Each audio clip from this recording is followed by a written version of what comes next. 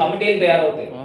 6-7 కమిటీలు తయారైతే రేపు వైఎస్ఆర్ కాంగ్రెస్ పార్టీ ఏదైనా పిలుపునిస్తే ఒక 10,000 మంది జనాభాతో ఏదైనా పెద్ద ప్రోగ్రామ్ కనుక చేస్తే ఏమవుతుంది? రాజమండ్రి అంతా కూడా షేక్ అయిపోతుంది తెలుగుదేశం పార్టీ.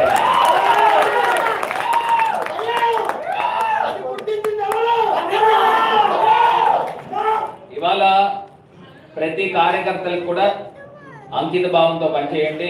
కమిటీలు వేసుకొని అడుగులు ముందుకు వేద్దామని మరి మనస్ఫూర్తిగా మీ అందరికీ కూడా మరొకసారి తెలియపరుస్తూ